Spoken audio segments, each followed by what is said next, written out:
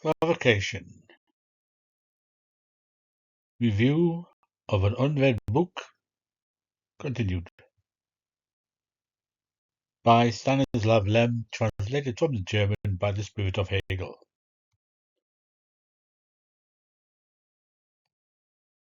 In the second volume of his work, entitled The Foreign Body of Death, our author ventures a philosophical synthesis of history that goes beyond the factual account of the first volume, although it is based on it.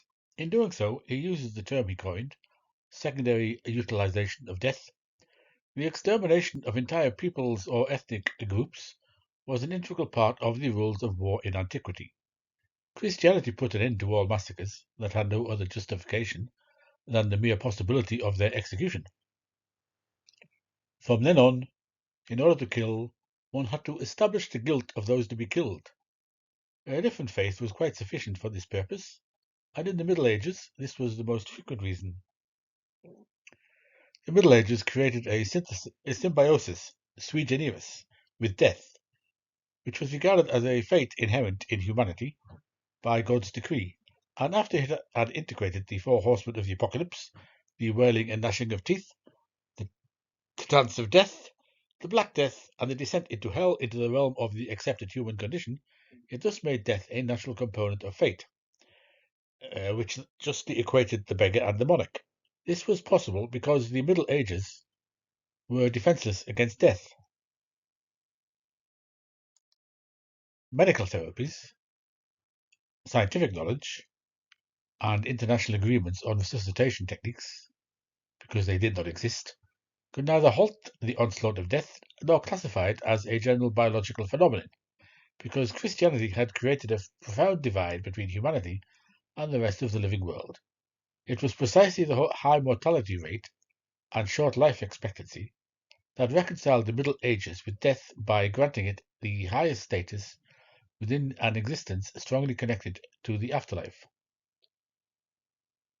Viewed solely from the perspective of this world, death appeared as a gruesome darkness seen from the other side. It proved to be a transition to eternal life through the Last Judgment, a threatening but by no means an annihilating force. We can scarcely even begin to imagine this intensification of eschatology today. The strange words spoken by Christian, kill them all, Christ will recognize his own, which sound to us like infamous mockery, were the expression of a completely sincere faith. Contemporary civilization, however, appears as a movement away from death, social reforms, medical progress, and the socialization of problems that individuals previously had to cope with alone. Care for the physically disabled, illness, old age, disability, poverty, public safety, unemployment, gradually isolated death because they were powerless against it, and thus it increasingly became a private matter, in contrast to other afflictions for which public remedies were found. Especially in welfare societies, the public sector reduced poverty, epidemics, and diseases, and filled life with all sorts of amenities. But progress stopped at death. The circumstance separated death from all other aspects of existence and made it superfluous in the sense of those doctrines of world improvement that gradually became the general creed in secularized culture. This trend towards the alienation of death intensified particularly in the 20th century, when even its domesticated personifications, such as the Angel of Death, the Grim Reaper, or the Faceless Stranger, disappeared from folklore. Thus, death, stripped of all sanctions from the afterlife and its one undisputed acceptance, and to the extent that culture transformed from a strict taskmaster into a handmaiden of life's gratification, became an alien element within it, and was increasingly deprived of its meaning, especially since culture, now a caring guardian and purveyor of hedonistic satisfactions, could no longer ascribe any meaning to death within such a value system. But death, publicly condemned to oblivion, nevertheless did not disappear from life. Implacable within the order of culture, banished from its former high position, it began, so to speak, to lurk secretly and run wild. The only means of taming it anew, that is, of bringing it back into the community, would have been to administer it by decree. But the matter could not be called by its name so directly. It was therefore necessary not to harness death in the name of repatriation into culture, but in the name of the good of life, of salvation. And it was precisely this conception that National Socialism elevated to the rank of a state doctrine. The author here recalls the fierce controversies that the publication of Hannah Arendt's book, Eichmann in Jerusalem, a report on the banality of evil, sparked in the USA. Saul Bellow and Norman Podhoretz participated in the discussion, arguing that since every human being is inwardly aware of the sanctity of life, that's Bellow, and since only a monster can commit a monstrous crime, Podhoretz, one should not equate the evil of National Socialism with the banal. In Copernicus' view, all the participants in the debate were mistaken, because by limiting the controversy to the Eichmann case as the paradigm for the Nazi crimes, they were unable to resolve the dilemma. Eichmann, like most of the functionaries of the Third Reich, was a diligent, zealous bureaucrat of genocide, but one cannot assume that the careerist blindness of party bureaucrats, people who competed with one another to eagerly supplement the Führer's directives where he had not specified them, was what made him into an Eichmann. According to Copernicus, the doctrine was banal. Its perpetrators may have been banal, but its sources, which lay outside of National Socialism and anti-Semitism, were by no means banal. The aforementioned dispute remains stuck on a single aspect from which it is impossible to derive a correct diagnosis of genocide in the 20th century. Secularized civilization directed human thought towards a naturalistic search for the authors of evil, indeed for the authors of all evil. Since a devalued afterlife could not be this root of evil, there had to be someone else, or someone had to be responsible for the evil. They only needed to find him and to point him out.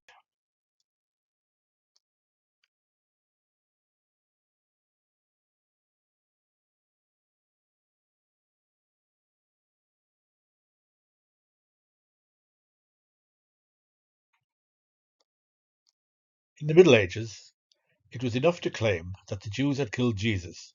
That was insufficient in the 20th century. They had to be proven to be the originators of evil. To settle accounts with them, Hitler made use of Darwinism, which had recognized the irrevocably ultimate, albeit extra-cultural, meaning of death. Death is the indispensable premise for the progress of natural evolution.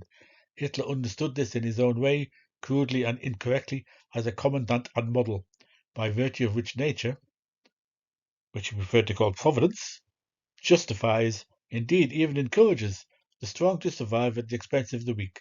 Like many a primitive mind before him, he took the formula of the struggle for existence literally, which, however, fundamentally has nothing in common with the physical annihilation of victims by predators, since evolutionary progress takes place precisely within the state of equilibrium between the aggressive and less aggressive species, and the total liquidation of the weaker would result in the starvation of the predators.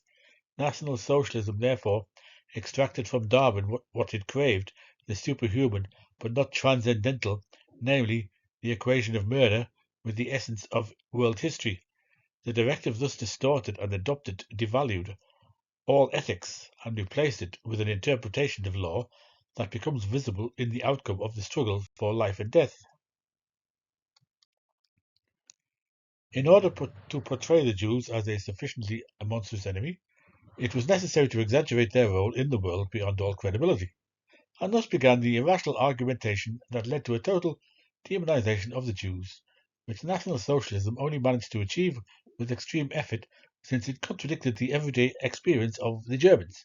After all, the Jews had lived among them for centuries, and so people knew that even if anti-Semitism had been right in some of its accusations, the Jews, despite their perceived shortcomings, certainly did not deserve to be buried alive along with their unborn children, to be subjected to pyres, ditches, ovens, and bone mills, for that was not only something monstrous, but in its monstrosity something utterly absurd. It was more or less as if a theory had emerged in pedagogy that postulated killing children who skipped school or stole from their classmates. There is no doubt that even from the standpoint of traditional anti-Semitism in Europe, the Jews did not deserve to be utterly annihilated. It is telling that the neo-Nazi movements, currently experiencing a resurgence, neither advocate the extermination of the Jews in their programs, nor acknowledge that their predecessors in the Third Reich planned and carried out this extermination.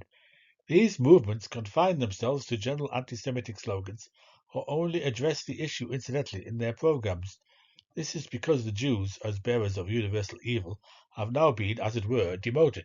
40 or 50 years ago, according to anti-Semites, they were to blame for everything, from capitalism to communism, from economic crises to impoverishment and moral decay. Today, however, one can list a multitude of evils that no one attributes to the Jews: pollution of the biosphere, overpopulation, energy crisis, inflation, etc. Thus, anti-Semitism underwent a degradation, not in the sense that it disappeared completely, but insofar as it lost the function it had previously held of serving as a scapegoat for all of society's ills. To avoid being misunderstood, Aspernicus adds that he is by no means denying the significance of anti-Semitism in all its manifestations, but from a historico-philosophical perspective, Jews are unsuitable as a scapegoat in the post-genocide era. What happened next? There was a disintegration in the process of investigating accusations and searching for those responsible and the perpetrators of all evil. After the loss of faith in the universal evil of world Jewry, the logically next and simultaneously final step occurred. The rigor in identifying the perpetrators reached its peak. Now anyone could be named as the perpetrator. From a philosophical perspective on history, as Copernicus argues, we are dealing with a secular process of the alienation of death in a hedonistic, perfectionistic, and pragmatically oriented culture. The fear of death, which bourgeois culture had suppressed, found its institutional expression in legislation, manifesting itself in the abolition of the death penalty in the legal codes of those states that had progressed furthest in this respect, but also in the seemingly absurd perversion of medicine, where therapists refuse to switch off life support systems for dying patients who are de facto already dead and are only kept alive by blood transfusions pumped into their veins. Here and there, no one dares to take responsibility for the deaths. Behind the declared reverence for life lies fear, feeling of helplessness, powerlessness, a paralyzing futility.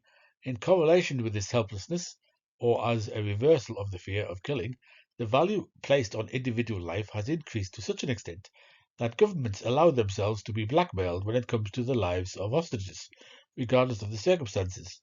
This process is already very far advanced when governments, which consider themselves bound by law, break that law when such an act promises to save a human life. The process has now metastasized, as it has already affected international law and the age-old inviolable immunity of diplomatic missions. Optimism and perfectionism, on the other hand, manifest themselves in a culture that boasts about its achievements, such as its attempts to technically realize resurrection.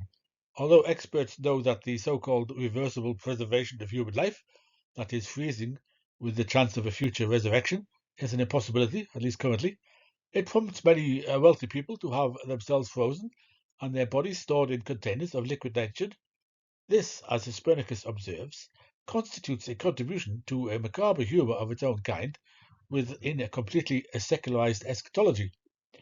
A society that readily accepts that it was not God who created man, but benevolent visitors from the cosmos, that it was not a divine providence that watched over the seeds of civilization, but caring pre-astronauts from distant stars, that it is not guardian angels hovering above us and protecting our every step, but flying saucers, that the damned are not swallowed up by hell, but by the Bermuda Triangle. Such a society also likes to hear that life can be extended to 140 and even 170 years, and that man should concern himself with a long life of pleasure instead of penance and virtue.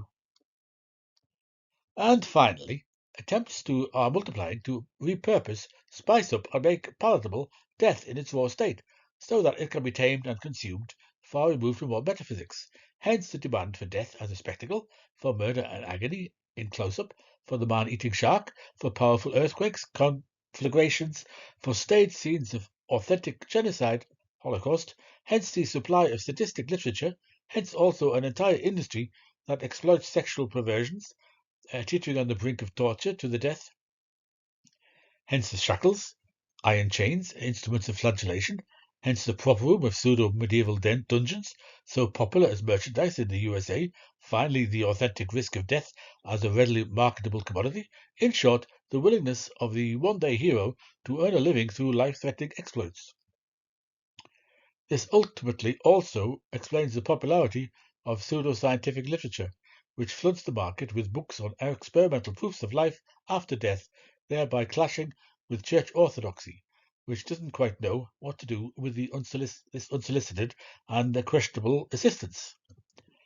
Less attention has been paid to the individual phases of the expulsion of death from Western culture than to its commercial exploitation, while works have appeared on the garish, naive excesses of corpse cosmetics or on the dramaturgy of funerals, the penetrating power of analytic thinking, excellent in individual cases, has not resulted in an integral historical philosophical vision of the entire path of transformations that civilization has traversed in its struggle with desacralized death, a death that has been stripped of its hidden duties that reconciled it with life. Therefore, we cannot comprehend the intellectual origins of such contemporary phenomena as terrorism or religious sectarianism, because the methods of empirical research, typically of sociology, psychology, and the psychology of religion, barely reveal fragments of these sources of society, since they are inherently based on rational investigation, limited to what can be seen, photographed, and extracted from witnesses or defendants. But if you press your nose against a piece of writing, you won't sniff out the meaning of what is written. Anyone who wants to understand Niagara Falls must turn their back on them and look up at the sun, for it carries the water cascading down from the rocks back up to the heavens. At this point, the author introduces the concept of the secondary utilization of death.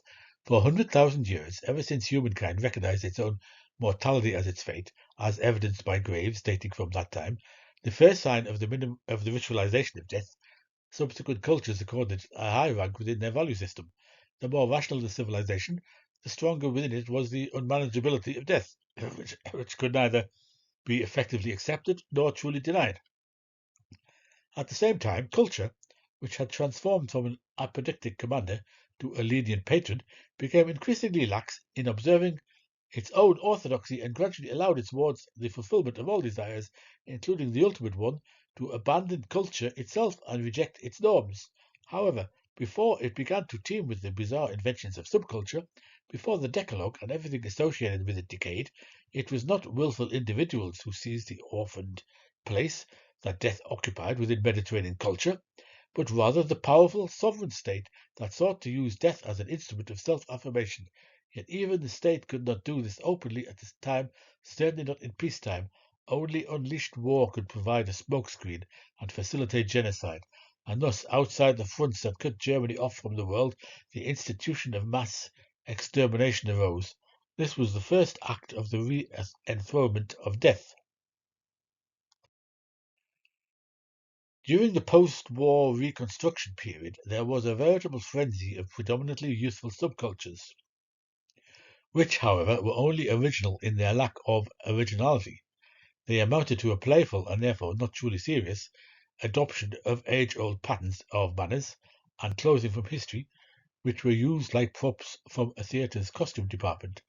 These soft inventions in the realm of lifestyle eventually had to give way to harsher ones because people always pursue whatever still presents itself to them as an unfulfilled possibility.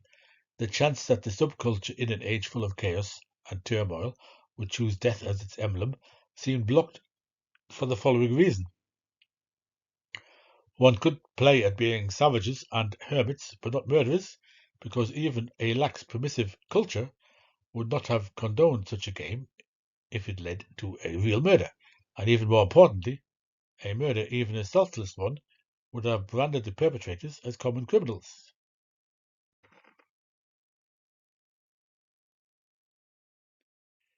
The earlier justification for death could no longer be revived, for it was no longer possible to kill out of religious ostentation, as in the slaughter of heretics by the Inquisition, nor to offer human sacrifices to the gods, as the Incas did, nor to emulate the orgiastic frenzy of the berserkers. There were no longer any paths leading there. They had vanished along with the faith that had once given death its meaning. But killing without a religious motive was also inconceivable because the industrial age demands an answer to the question of why for every human action, and because, under the threat of psychiatric disqualification, everyone must answer this question factually and rationally. Since the new extremism lacked a religious approach to death, one can invent any religious whatsoever out of a whim, but one cannot believe in it out of a whim. And because killing without a religious motive would have branded them as common criminals, they had no choice but to rename murder and present it as the execution of justice. But it was not possible to simply adopt this genocidal paradigm of the Third Reich with its copied secrecy of the final solution, otherwise the murders would have remained invisible in an age of liberation, struggles and wars, like Niagara plunging into the ocean. So they did openly what the state had previously only been allowed to do secretly.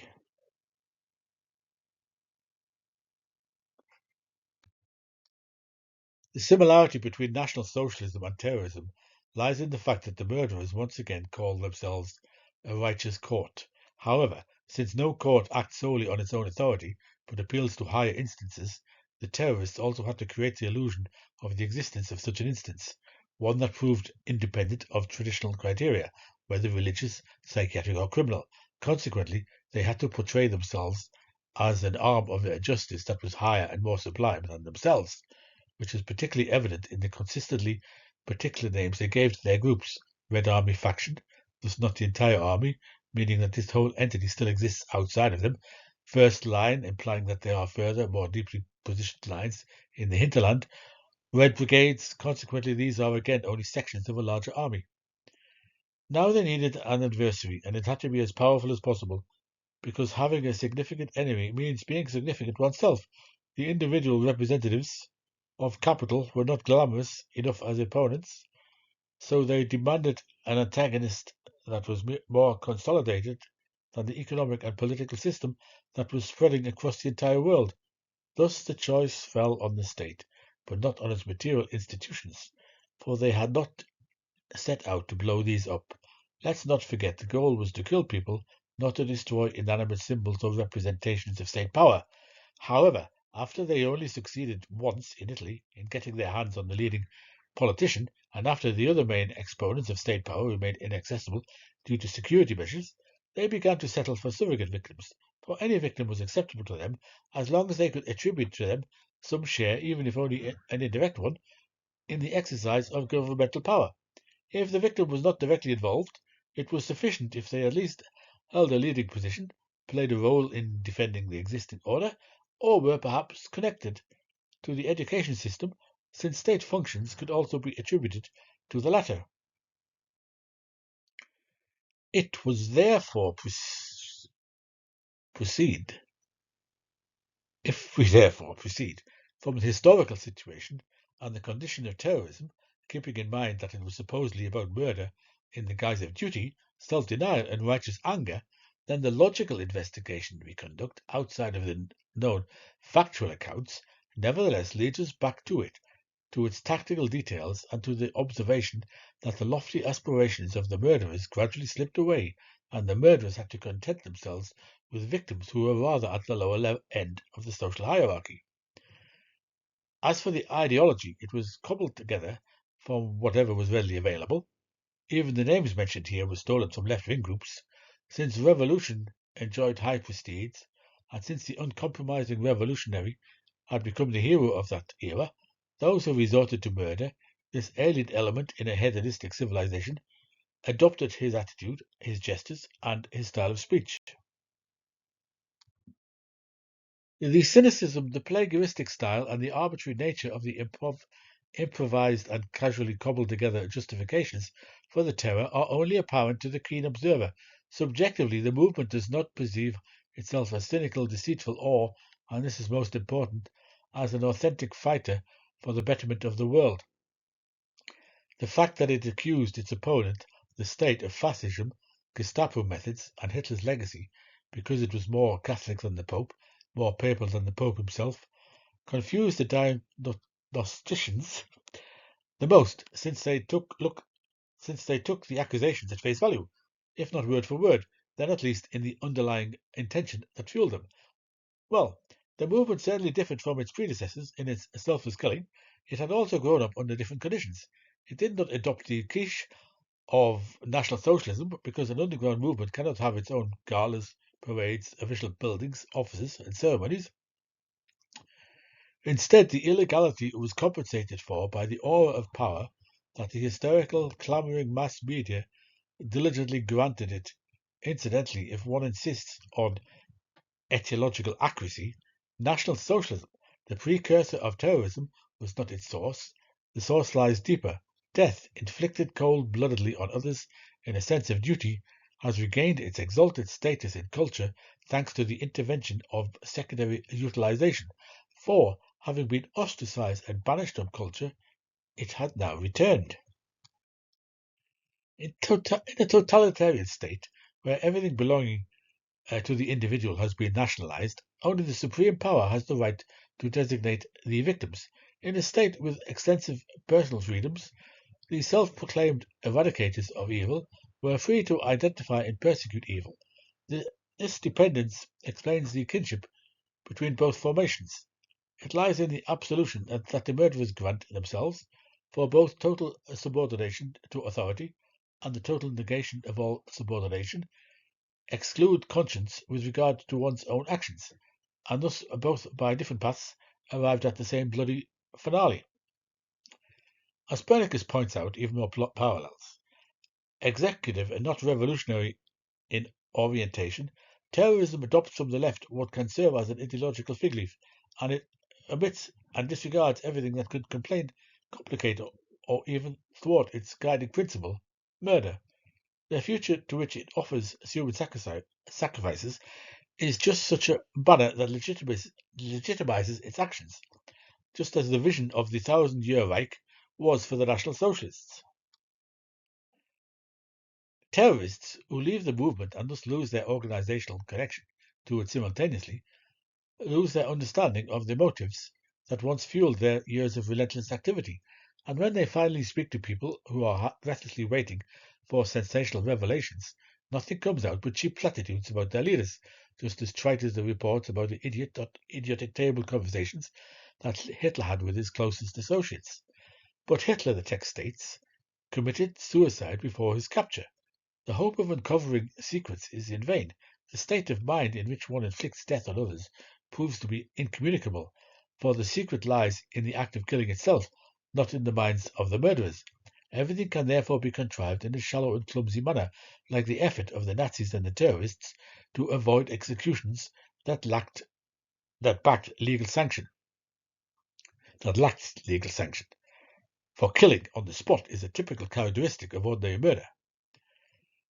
However, the point was to legitimize it, so the victims were transported to the execution sites unless they resisted, which was highly undesirable, as any resistance offends justice, and the terrorists are very careful to maintain the appearance of a legitimate trial and verdict, even more so than the Nazis were, because, lacking their own state sovereignty, they must strengthen their authority solely through such means.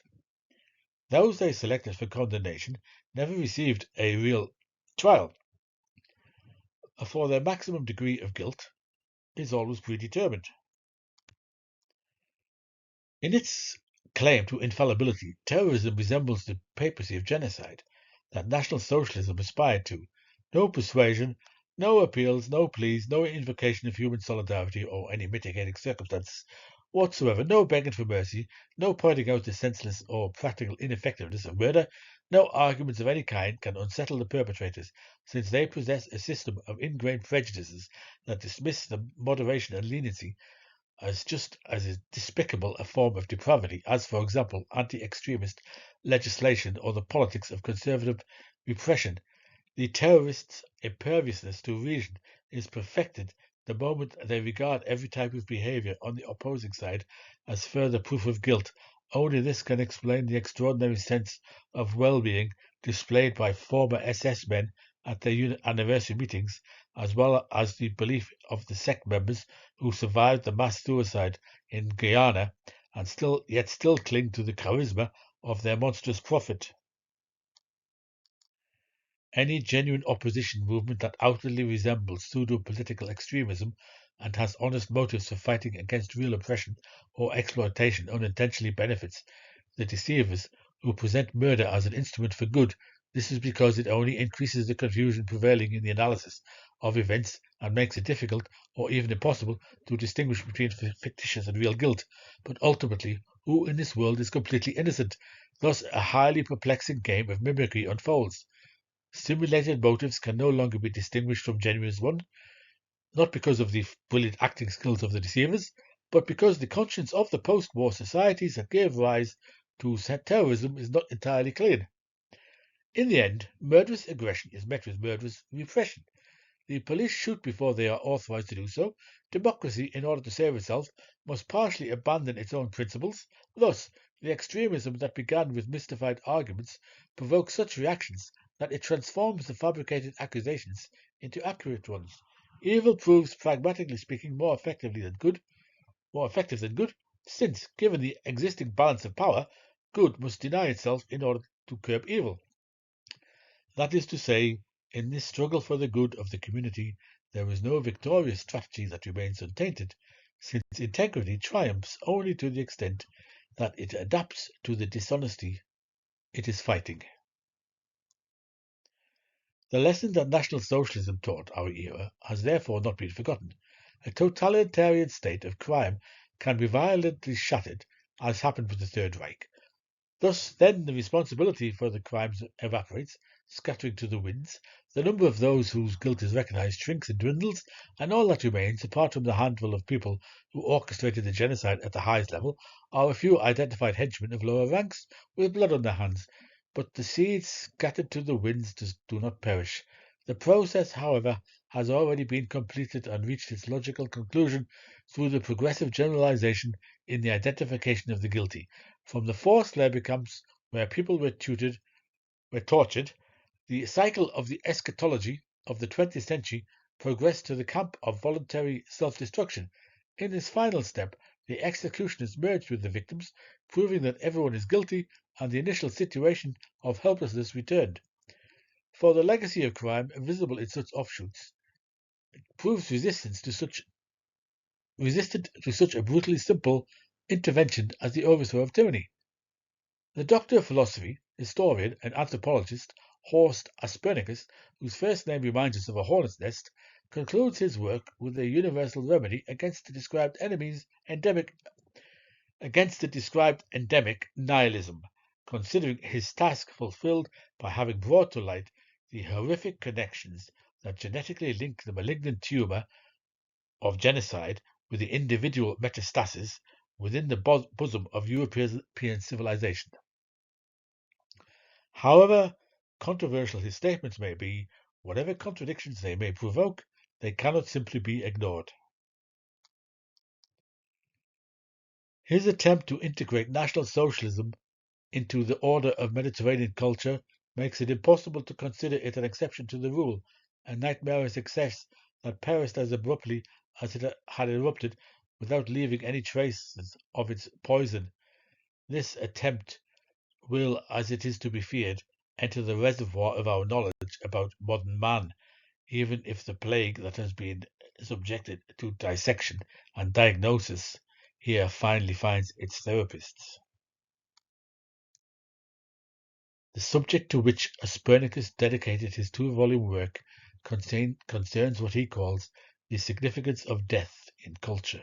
It is particularly difficult to predict the further upheavals to which the significance of death may be subject in the future and the consequences that will result from them, because the process has already completed its cyclical course after evil was successfully installed everywhere where its installation seemed even conceivable, and since the opening of this nihilistic game, initiated by the paranoia of National Socialism, has reached its logical conclusion, namely collective suicidal delusion.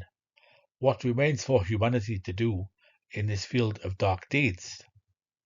What games with death will it still invent? death that sometimes appears draped in solemnity, at other times provocatively revealed through a bloody striptease. This unanswered question concludes the history of genocide.